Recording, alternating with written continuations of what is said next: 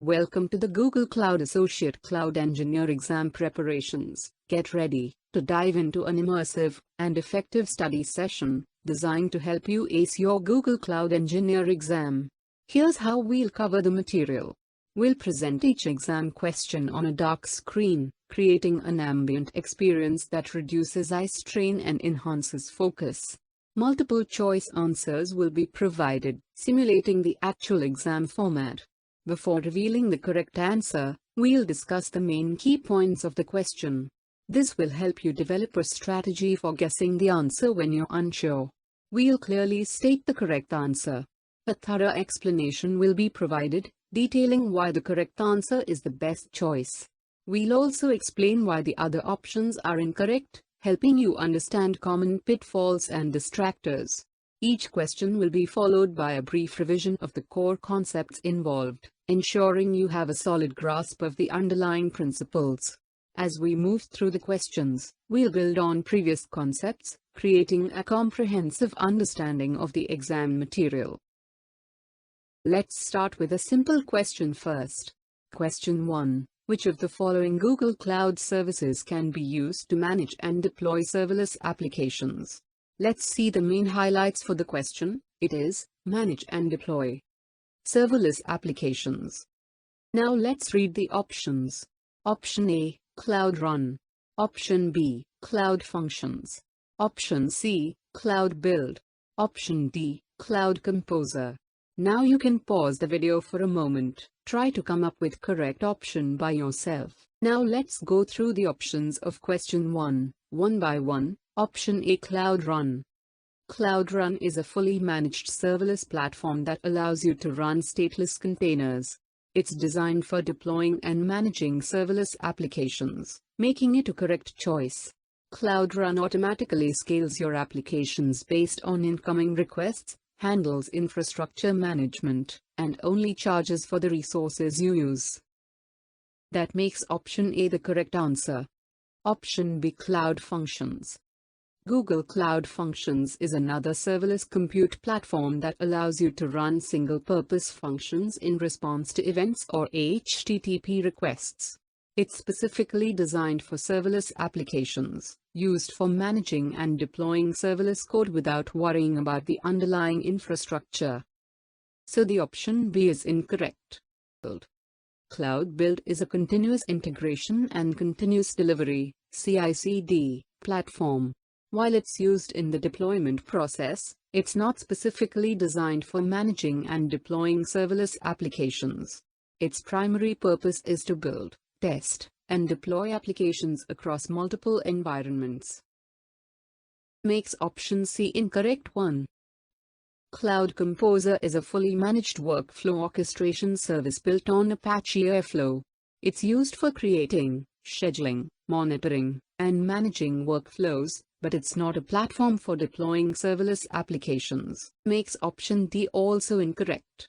In addition to this, option C, Cloud Build, could be considered close to a correct answer because it's involved in the deployment process. However, it's important to note that while Cloud Build can be used to build and deploy applications, including serverless ones, it's not specifically designed for managing serverless applications like Cloud Run. I hope it is clear. Question 2. Your company has decided to migrate a large, legacy application to Google Cloud. This application is a monolithic Java application that runs on a single server and has a database running on the same server. You need to design a highly available and scalable solution on Google Cloud that minimizes downtime during the migration. Considerations. The application uses a relational database with a large volume of data. The application requires high availability and low latency. The migration needs to be done with minimal downtime. Options: A compute engine with a load balancer, Cloud SQL for PostgreSQL, Cloud Storage, and Cloud Spanner for data migration. B App Engine standard environment with Cloud SQL for MySQL, Cloud Storage, and Cloud Data Flow for data migration. C Kubernetes engine with a load balancer, Cloud SQL for MySQL, Cloud Storage, and Cloud Data Flow for data migration. The compute engine with a load balancer, Cloud SQL for MySQL, cloud storage, and cloud data flow for data migration. Key highlights from question: should be monolithic Java application.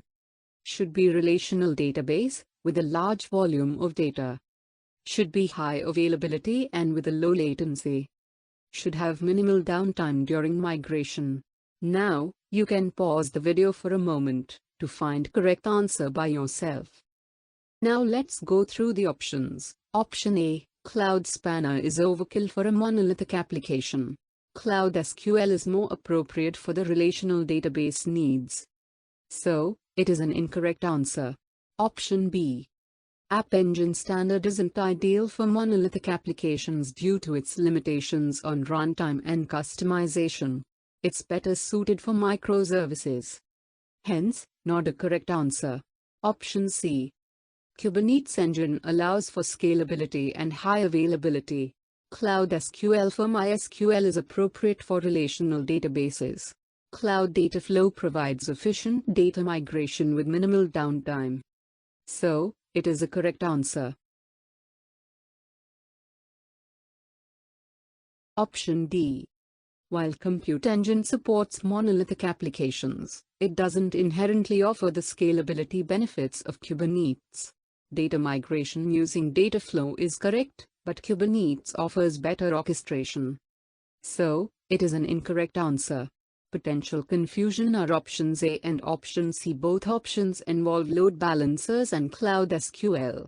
However, A includes Cloud Spanner, which isn't necessary, while C effectively uses Kubernetes Engine for better scalability. Let's move on to the next question. Question 3. You are migrating a large on-premises application to Google Cloud.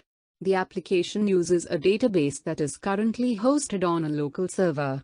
You want to minimize downtime during the migration.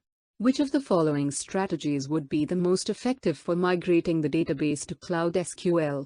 Options. Option A. Replicate the database to Cloud SQL using a replication tool and then switch over traffic.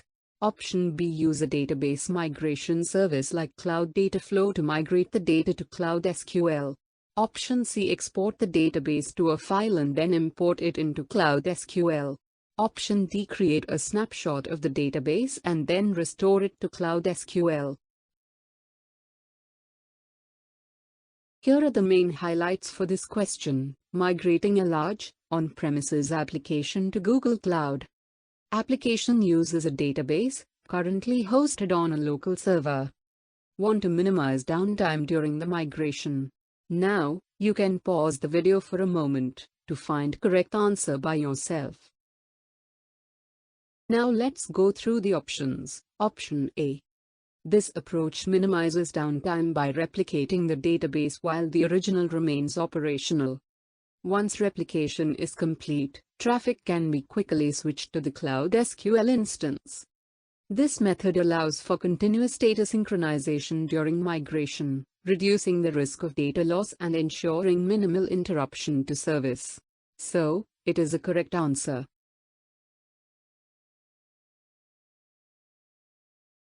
Option B. Cloud Data Flow is primarily for data processing, not database migration. While it can be used for data transfer, it's not the most efficient tool for minimizing downtime in a database migration scenario. This option doesn't provide a mechanism for continuous data synchronization during the migration process. Hence, it is an incorrect answer. Option C. This method would likely result in significant downtime. The application would need to be stopped during the export, transfer, and import process, which could take considerable time for a large database. This approach doesn't allow for continuous data synchronization, potentially leading to data inconsistencies. So, it is also an incorrect answer. Option D. While this method can be useful for backup and recovery, it's not ideal for minimizing downtime in a migration scenario. The snapshot process and restoration could take considerable time, during which the application would be unavailable. This approach doesn't provide a mechanism for continuous data synchronization during the migration. So it is an incorrect answer too. Here, Option C might be confused with the correct answer, option A, as it's a common migration technique. However, it doesn't minimize downtime as effectively as replication. Let's move on to question 4.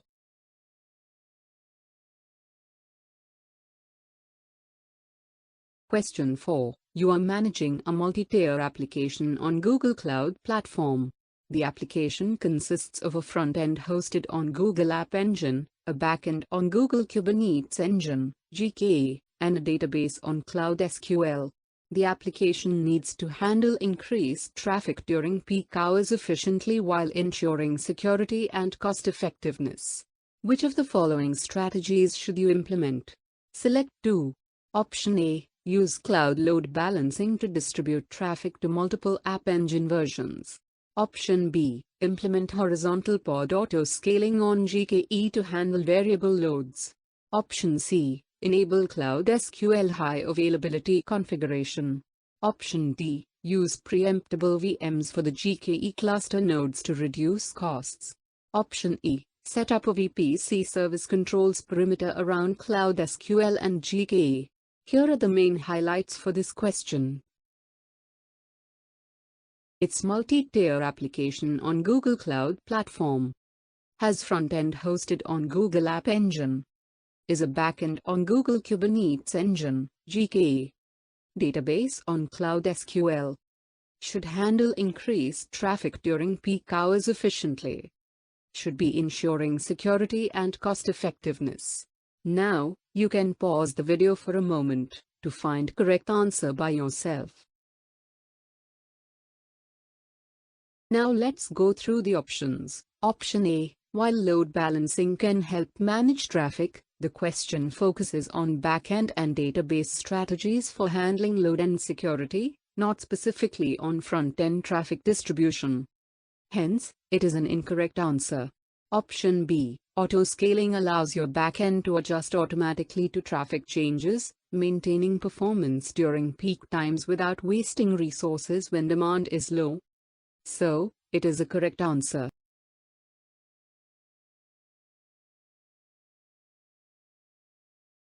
Option C. High availability ensures that the database remains accessible with minimal downtime, which is crucial for handling increased traffic and maintaining reliability.